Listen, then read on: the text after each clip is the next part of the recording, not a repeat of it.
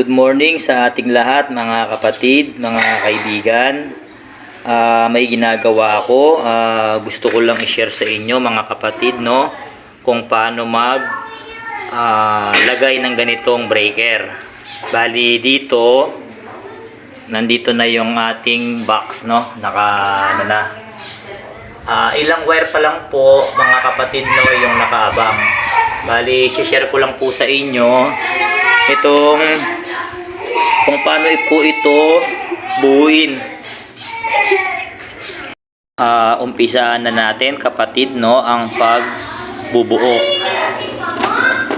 Unahin natin kapatid, no, yung 60 ampere. Ito yung pinaka main ng ating breaker. Pwede rin kapatid, no, na ganito yung paglagay natin, no, kapatid, no. Pwede natin siyang i-suksok sa gilid. Ngayon kapatid, oh, pwedeng ganyan ang paglagay. Pwedeng suksok lang natin ng ganyan. Yan. Pwede rin. Ito yung pinaka main kapatid, no. Bali lagay natin yung para sa outlet. Gagamit ako ng 32 amps na breaker. Hindi naman kasi ganito kalaki yung kanilang appliances kapatid para maglagay ng mas malaking ampere, para accurate na lang yung breaker. Okay, pwede rin ganito kapatid, no, na paglagay. Unahin natin to kapatid, oh, isalpak natin tong kulay blue, ipasok natin dito sa nakabend na ano, ayan, ipasok natin, suksok natin, tapos i-press lang natin to. Yan. Ganun lang kapatid, no, nasa sayo kung ano yung paano mo siya mailalagay o maibubuo. So natin kapatid, no, itong 20 ampere sa breaker. Wala kasing available na mas mababa dito. Kung saan gusto maglagay ay 15 ampere lang. Wala kasing 15 ampere para sa aircon, kaya ito lang ilagay ko, 20. Tapos sa cooling, 20. Para sa aircon din. 16 ampere kapatid sa ilaw. Yan, ganyan lang kapatid, no, ang lagay ng o kung maglagay ng breaker, no. Bali sa ano naman tayo kapatid, no, sa pag-i-install. Sa wire naman kapatid, no, number 10 ito. Ngayon dinoble ko lang. Ganito naman ang gawin natin kapatid, no. Ito kasi yung pinaka main, yung 63 ampere ano na breaker. Bali magsusuksok tayo dito kapatid, no, ng wire. Dito natin isusuksok. Yan, suksok natin ganon. Excuse me po.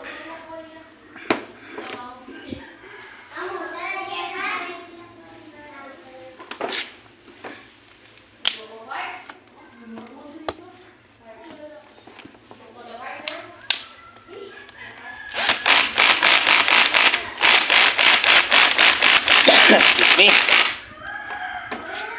Tapos kapatid, no, yung isa dito naman sa kabila. Bali dinoble ko lang siya kapatid, no.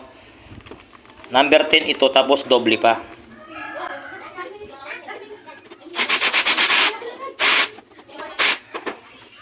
Saan yung pakihin natin, no, kasi number 1 lang ito. Lagay natin sa number 10.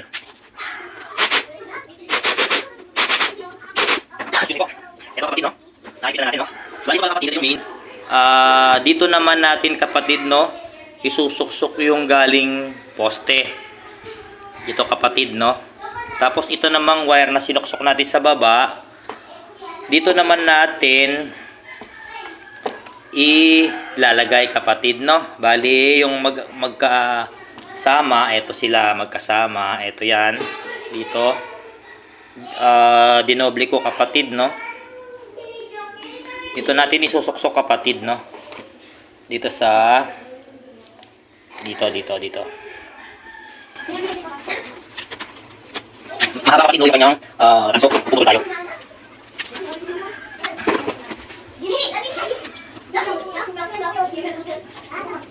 Yan. Tapos yung kabila.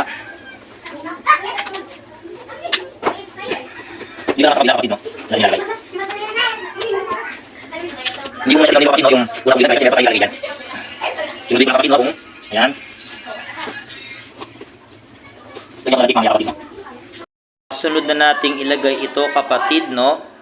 Nakalimutan ko lang kapatid yung pangalan nito kapatid, no? Kung anong pangalan.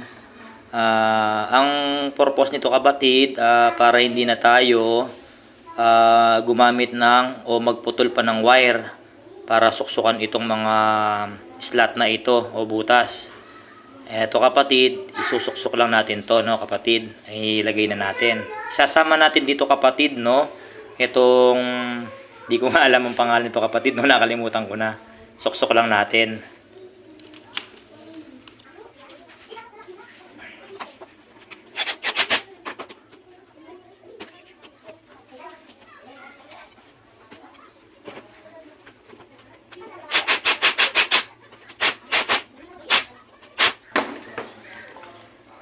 Ayan na kapatid, no, nakalagay na natin.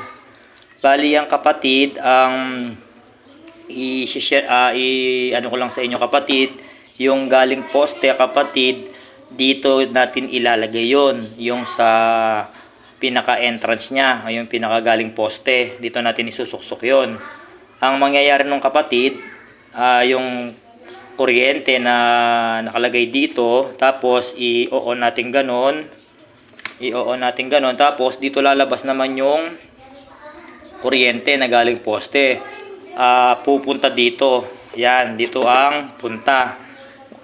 Sinuplayan niya nun kapatid, no, yung number 32 na ampere na para sa outlet. At kung itatas mo dito, susuklayin nila yung second din. Yan, ito kapatid yung pinaka-suklayin natin kapatid, ano, yung galing sa number 63 ampere. Ilagay natin kapatid, no.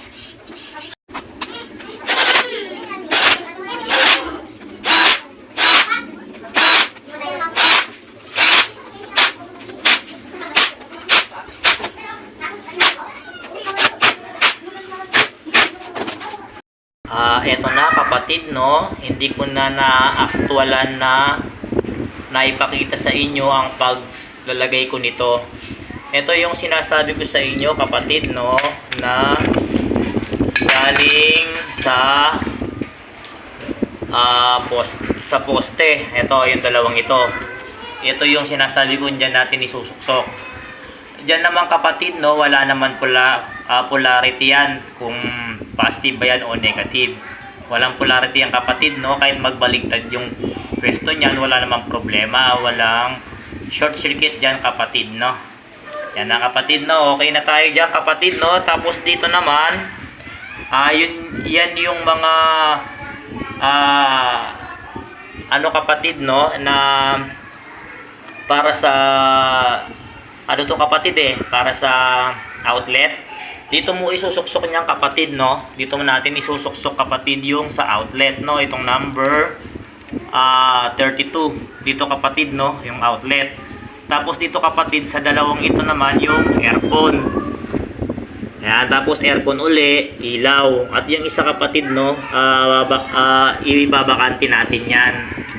Ganun lang kapatid, no. Sana nakatulong ako sa inyo sa pagbawiring ng ganitong breaker. Okay na kapatid, ano. Salamat sa panonood. Naabol ko lang pala ito kapatid, no. Hindi ko siya nabanggit. Yan pala kapatid, no, ang purpose pala niyan ay sa ground o yung may outlet na tulad nito. Ito kapatid, no, yung outlet na tulad niyan, may ground yan. Ayan, no, yung kulay black, yan yung ginamit kong ground. Ang purpose niyan kapatid, no, kung sakali yung isasaksak mo ay may kuryente, pag sinaksak mo sa ganitong outlet kapatid, no, mawawala yung ground. Yan ang purpose ng ground kapatid, no. Bali ito kapatid, yan yung purpose na, ayun yung para sa ground, ano. I-connect mo dyan dito yung ano, yung kulay black, i-babanding mo rito, babanding screw mo dito. Tapos yung galing lupa na wire, yung may nakabaon na bakal, dito mo rin siya i-connect para matanggal yung ground ng appliances mo kung sakaling mayroong siyang ground. Ayun lang kapatid, no? Salamat!